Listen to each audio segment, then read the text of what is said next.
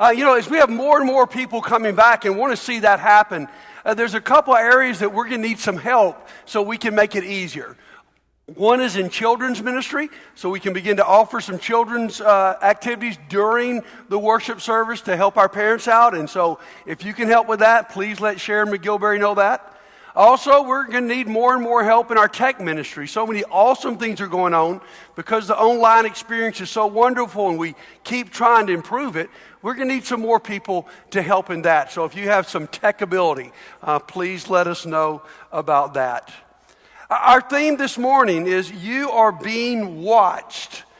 Normally that's sort of a scary thought for us. We think about the FBI putting us under surveillance. We think about technology now and how someone is able to get on our phone and use our camera and literally watch what we are doing. It's sort of scary for us. But when Peter talks about us being watched, he believes it's an opportunity. He believes it's an opportunity for us to shine for God. I remember my first job, I was youth minister at the North Fork Church. I was 19 years old. We had a guest speaker, an older man from Arkansas, wonderful man. And at the end of his guest speaking time, he sort of cornered me in the foyer and said, I need to talk to you for a moment. And I said, yes, sir. His name was John T. Smithson, great man. And he said, I just want to tell you that everybody in this church is watching you.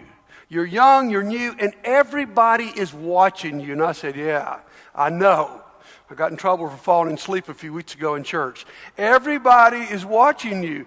And he said, you know what, buddy? He says, you can either be upset about that or you can use it for God's glory. You can live in such a way that people are drawn to Christ. And that is what Peter's saying. Look at 2 Peter chapter 2. Let's start here in verse 11. Dear friends, I urge you as foreigners and exiles to abstain from sinful desires which wage war against your soul. Let's stop there just for a second. Remember, we're exiles, we're foreigners. These people are living in countries that are not their home. Our home is in heaven. And he says, as foreigners and exiles, your life needs to be distinctively different. You know this. If you go to a foreign country, what they think about America is what they think about you. I mean, their impression of you will determine their impression of our country. I'll never forget when the Iron Curtain came down, going to Ukraine to preach, and it was an incredible opportunity. But I met people of different extremes. I met a young college student that was scared to death of Americans. I mean, every time we were gathering, he was on the other side of the room. He really wouldn't speak. He really wouldn't talk with us. And finally, I got to ask him, what's going on here?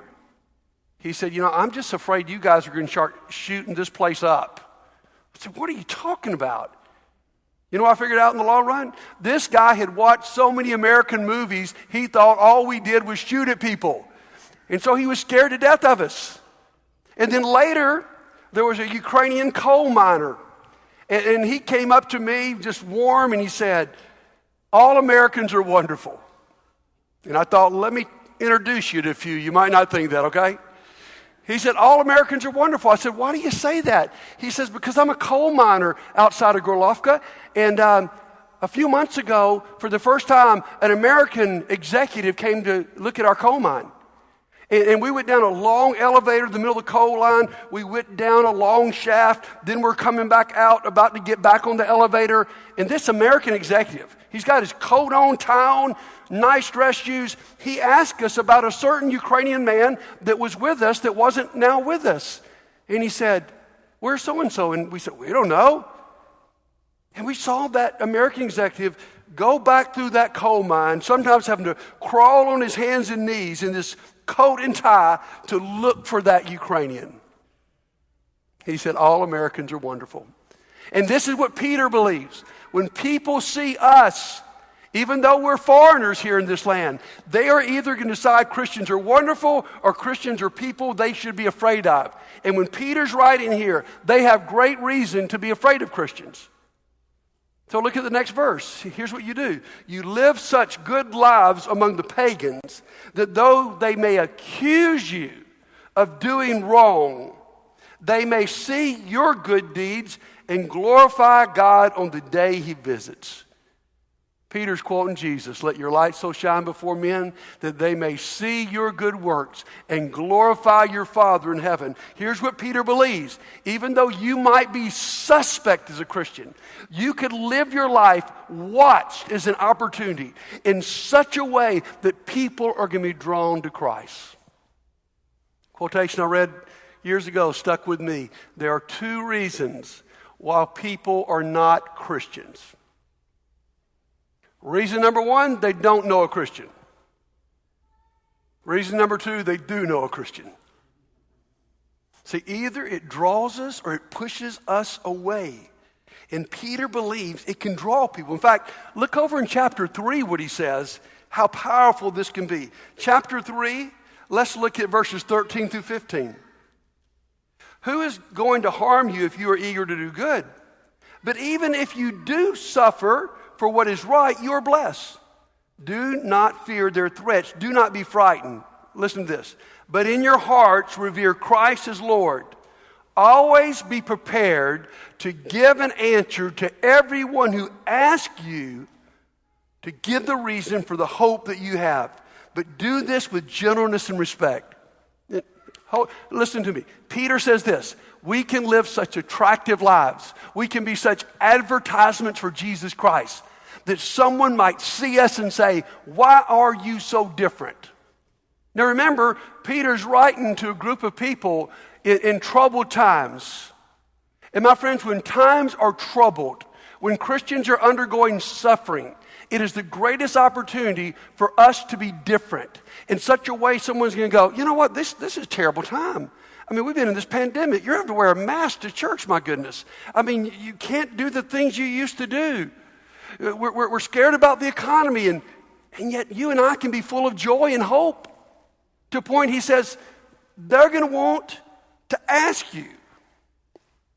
Boy, what great application for what we're living through right now, right? Now, so watched is an opportunity, but watched is also an incredible challenge, okay?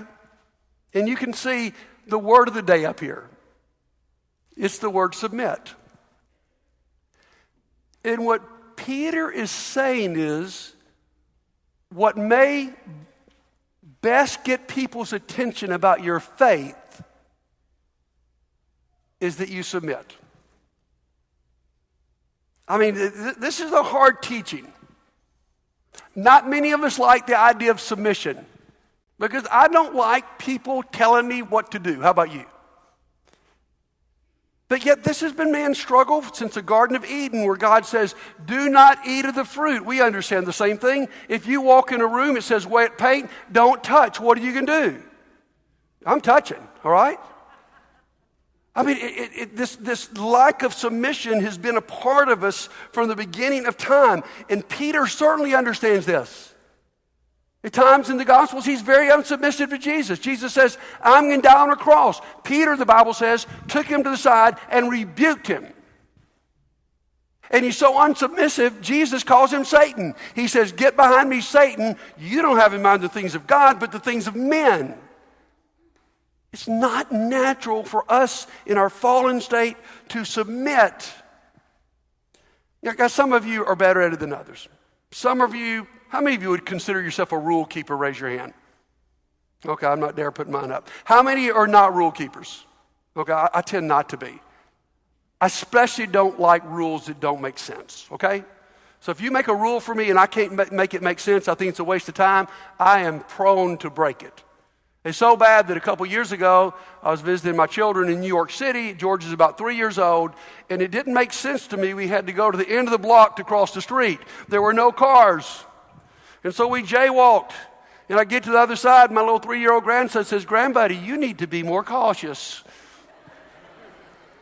I just don't like rules that don't make sense. But Peter's going to say to me and say to you, it doesn't have to make sense to you for you to submit. You see, it's easy to submit when you agree. It's not so easy to submit when you don't agree with what's going on. So let's listen. Go with me to a nice reading here, 2 Peter chapter 2, right after he said, our good deeds could glorify the Father. The first word he's going to say is the word submit. Verse 13. Read with me. Submit yourselves for the Lord's sake to every human authority, whether to the emperor as the supreme authority or to governors who are sent by him to punish those who do wrong and to commend those who do right. For it is God's will that by doing good, you should silence the ignorant talk of foolish people. Live as free people, but don't use your freedom as a cover-up for evil. Live as God's slaves. Show proper respect to everyone. Love the family of believers. Fear God. Honor the emperor. Slaves, in reverent fear of God, submit yourselves to your masters, not only to those who are good and considerate, but also to those who are harsh. For it is commendable if someone bears up under the pain of unjust suffering because they're conscious of God. But how is it to your credit if you receive a beating for doing wrong and endure it? But if you suffer for doing good and you endure it, this is commendable before God. To this you are called because Christ suffered for you, leaving you an example that you should follow in his steps. Think about Jesus. He committed no sin and no deceit was found in his mouth. There was no logical reason for Jesus to suffer. When they hurled their insults at him, he did not retaliate. When he suffered, he made no threats. Instead, he entrusted himself to him who judges justly. He himself bore our sins in his body on the cross so that we might die to sins and live for righteousness. By his wounds you have been healed, for you are like sheep going astray. But now you have returned to the shepherd and overseer of your souls. And he keeps going. Wives, in the same way, submit yourselves to your own husbands, so that if any of them do not believe the word, they may be won over without words by the behavior of their wives, when they see the purity and reverence of your lives.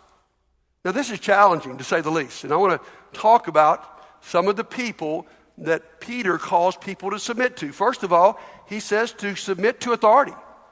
He says that they were submit to the emperor. They were submit to the governors. You know, Romans chapter 13 says that God has set up government to help rule the world. Government is God's plan to keep us from chaos.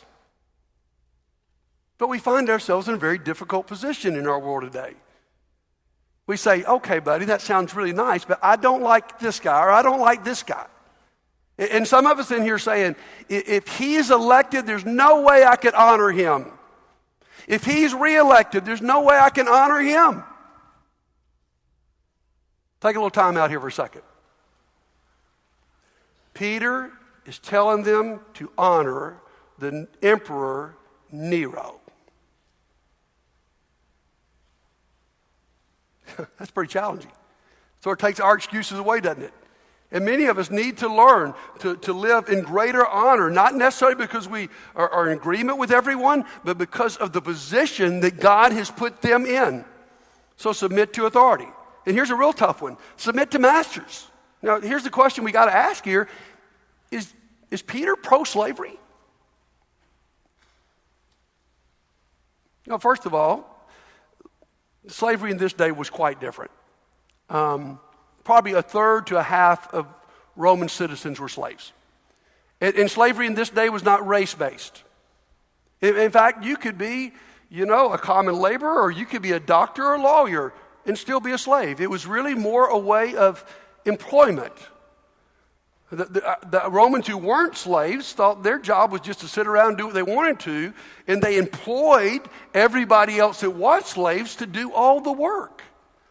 And so, in some ways, this would be analogous for us to how you treat your boss. But I think we've also still got to say it's still slavery. It's still one man owning another. And what I would say to you here is Peter is not condoning slavery. What he's trying to do is give them on-the-spot instructions of how to live in a difficult situation. Because Peter knows what you and I know. Change does not happen quickly. And between now and when the seeds of Christianity that all men are equal and created in the image of God, between that and when it will come to fruit and destroy slavery, we got to live in this situation. And so what he's saying is we've got to live in such a way in the midst of wrong treatment that people are drawn to God. And that's what I love about God's church is we break down barriers. And that's what happened through history. But at this moment, they needed to learn to live in their circumstances. So he says, submit to authority, submit to masters, submit to suffering. And Peter says, if you are going through suffering right now, you're in really good company. Jesus himself was suffered. Even though, you could look at any of our lives and go, there's plenty of reasons for things to go bad in my life. I've done so many things. In Jesus' life, there was absolute nothing but perfection. And yet he was willing to submit to suffering. And what Peter's been teaching us in this book is suffering is God's way to shape us. We don't have to like it, but it's the way God shapes us into the image of his Son. And then he also says here for wives to submit, in particular here, to their unbelieving husbands. He said you could win them over by the way that you treat them. Now, I think we all struggle with this idea of submission because we've all seen it abused, especially in marriages, where some man uses God's commandments about submission, to degrade and to abuse their wife. And that's not what Peter's saying here. What he's saying here is you got to treat somebody in such a way that attracts them to Christ. And then, obviously, the whole way through this passage, we are submit to God. Now, this is not an exhaustive list. Let me mention some people on top of this that need to submit. Husbands. Ephesians chapter 5, verse 21 says there is a mutual submission between husbands and wives. He goes on to particularly talk about a wife's role, but he starts off with saying, submit to one another. We need to submit to teachers. Any of you that are in the education profession know today it's not what it was 30 years ago when people naturally submitted to authority. We need to submit to church leaders. We need to submit to neighbors. We need to submit to friends. We need to definitely submit, according to what he's saying here, to our bosses. You say, well, I don't like what you're saying today. And obviously, I don't like it. This is only the second time in my career I've preached about submission, okay? But let's defend submission for a second. Why is this so important? Okay, let's give some defenses. First of all, it's just practical. Would anyone want to live in a society where no one submitted? You see, God said that this is his plan to keep order. Now, for these Christians here, it's extremely important that they honor the emperor and they submit, because Christianity is new and all kinds of false rumors are being spread about Christians. Everything from they're cannibals because of communion to they're immoral because of the love feast. And on top of this, the Romans are charging that they're a cult and they're subversive and that their goal is to overthrow the government. And so what Peter knows is that if these images stay up, nobody's going to listen to the gospel. And so we need to submit to those authorities because it's practical in any organization. There's no way to have any successful organization where somewhere there's not some place of authority and some place of submission. Even in the church, where we're taught to serve one another, to wash each other's feet, to put others first, there still are people we call elders, overseers, who look over our souls. Hebrews chapter 13, verse 17 says that we are to submit to those who look over our souls. It's not always easy. I remember when I first moved here, and we were getting attacked because we were becoming a non-traditional church of Christ. and there was like a weekly rag sheet that was written, and I was really mad, and I wanted to write back. I thought, I need to defend myself. I need to defend this church. I need to send this back, So I'm writing all these things, and I meet with the shepherds of this church, and they say, buddy, we're not doing that. We're not playing that game. We're going to stay true to our mission. We're not going to get off mission with silly debates. And we forbid you to write back. Now, that didn't feel real good. But 20 years later, I know they were absolutely right. And what I need to do is submit. And Father, guys, if you're familiar with the organization of the church in the New Testament is, the highest position is of elders and overseers. I'm called to submit to them. And normally that's easy because we pretty much are on the same page. But there are moments where they say, no, this is where we're going. And unless they ask me to violate my conscience, I've got to say yes in a humble way. I think about something that's been quite a big controversy around here the last few months. Where the elders decided that we were going to be very safe in this assembly. And we required social distancing, and we did the most controversial thing in America today. We required what? Masks. I wish y'all could laugh about it. It's such a sensitive issue. But like I told you earlier, I'm not much of a rule keeper. And you know what? If it was up to me, I don't know where I was just really thankful I didn't have to make that decision. And so I don't have any choice but to submit.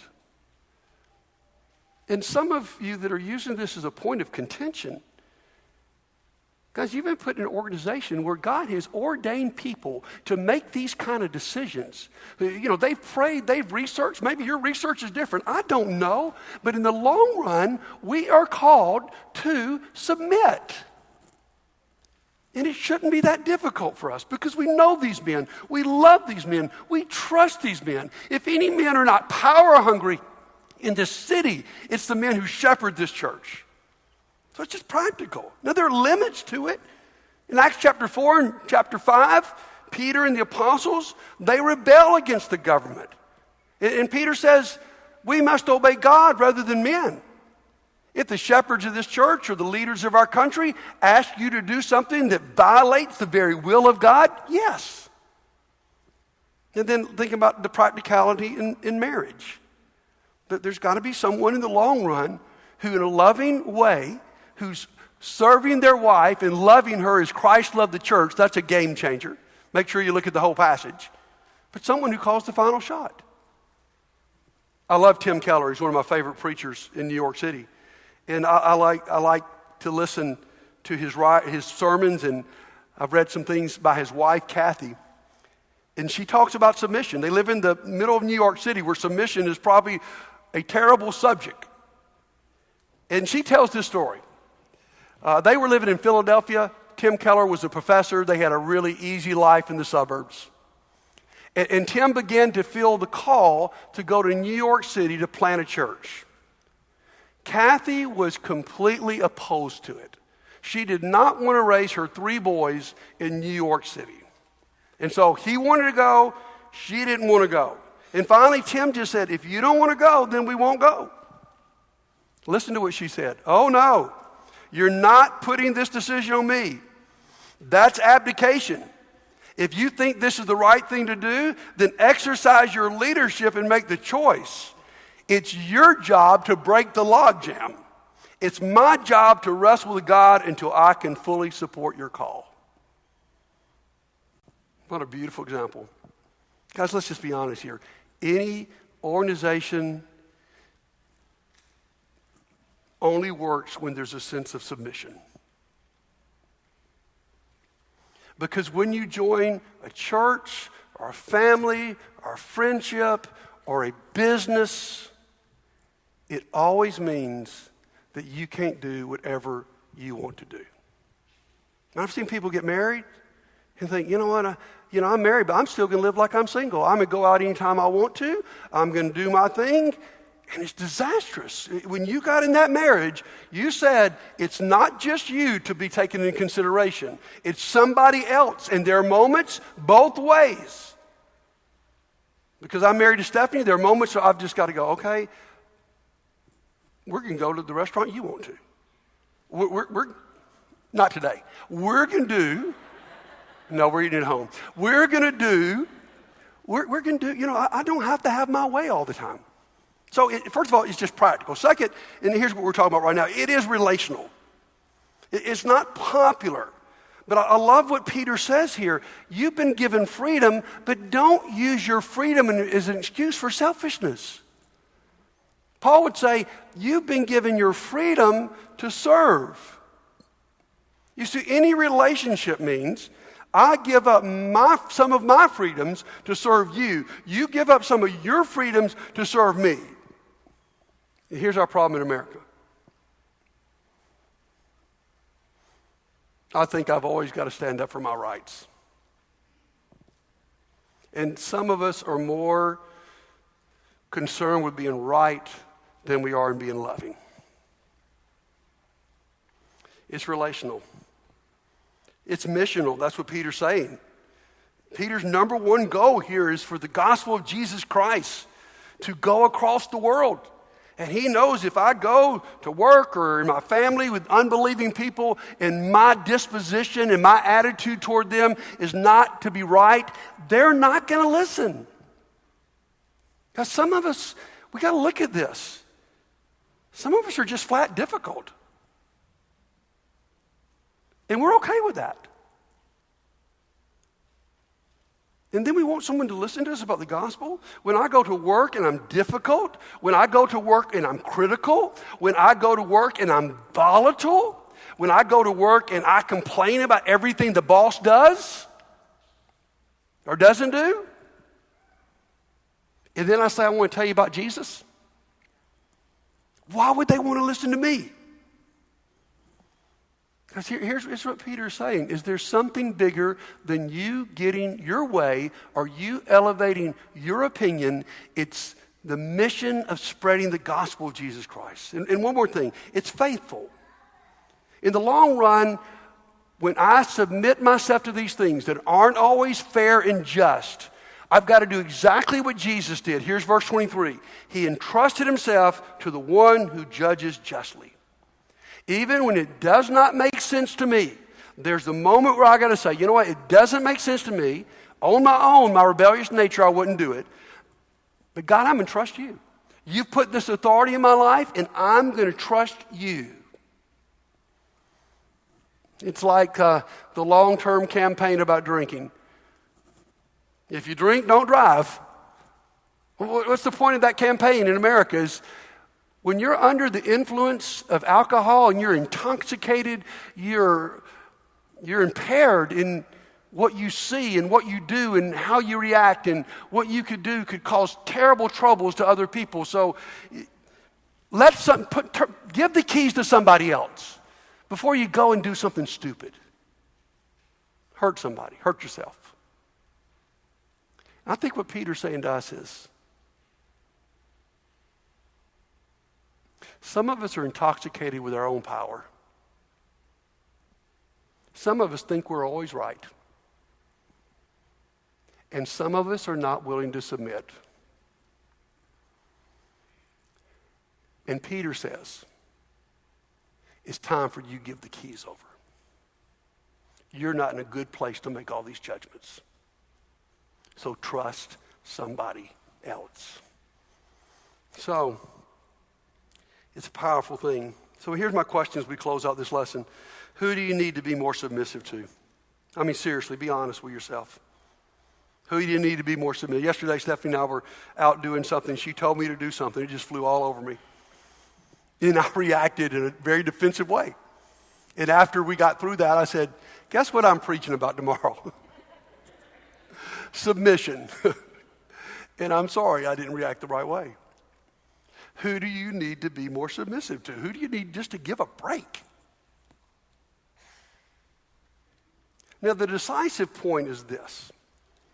I mean, Jesus is our example, okay? And the decisive point for Jesus happened in the Garden of Gethsemane. And listen to me, listen closely here. Jesus was more concerned there with our salvation than his rights. Do you hear that? He was more concerned with our salvation than his rights. And what does Jesus say? It's not easy. If anybody thinks this is easy, it wasn't even easy for Jesus. Jesus is flat on the ground, beating the ground. He's got blood drops coming off his forehead. I mean, that's a sign of stress. He's beating the ground, begging God that he doesn't have to submit. Let there be another way. I don't want to go to the cross. But in the long run, here's what he says: your will be done. And guys, all of what we're talking about today starts with you and I submitting to God. To us coming to the point to have wrestled too long, I've lived too independently, I thought my way is right too much, God. I just give. I surrender. I submit. Your will be done. I like what one writer said. In the long run, either you're going to say to God, your will be done, or God's going to say to you, your will be done. He's going to let you live out the consequences of your decision to not submit to him. So today, there's a number on the screen here. If you need public prayer, this number is like being on the front row today. If you need public prayer and you want the church to pray for you, this is the number. There's other places to pray, have private prayer. But if you need to grow in submission, if you need God's power to submit to him, to submit to the people around you, if you recognize right now you're being watched at work, you're being watched at school, you're being watched in your neighborhood, you're being watched in your family, and right now the way you're living is not drawing people to Christ, just text us that, and we'll pray about it. And as you contemplate that, as we prepare for communion, the worship teams can come, and they're going to sing a song called Be Lifted Up. And I'd like you just to sit during this. If you know the song, you can sing along. If you don't, it's a great song of reflection, of putting Christ where he belongs and us where we belong on our knees.